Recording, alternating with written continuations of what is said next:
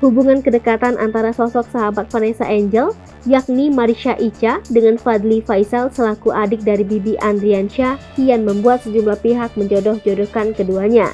Bahkan kini, diketahui jika banyak warganet yang mendukung keduanya agar benar-benar menjalin hubungan kekasih hingga membuat pasukan pendukung keduanya. Dilansir dari akun gosip pada Instagram @rumpi_gossip, mengunggah video berisikan konten yang memperlihatkan kebersamaan Marsha Icha dengan Fadly Faisal. Dalam video tersebut pun, keduanya telah terlihat sebagai sepasang kekasih yang tengah dimabuk cinta. Fadly Faisal terlihat mencubit kedua pipi dari Marsha Icha yang nampak sedikit tersenyum dengan malu-malu. Pada pose kedua, terlihat keduanya menoleh ke arah satu sama lain dengan saling menatap mata. Selanjutnya, mereka terlihat memberikan pose yang memperlihatkan tangan mereka bersatu membentuk sebuah hati. Kemudian kembali menghadap satu sama lain dengan menjulurkan lidah. Namun, kedekatan keduanya yang secara terang-terangan ditunjukkan ini membuat netizen patah hati, terutama penggemar Fadly. Tak diketahui pasti mengenai hubungan apa yang terjalin antara Fadly Faisal dan Marsha Icha, namun Puji sempat keceplosan saat ia diberi hadiah tas branded oleh Marsha Icha.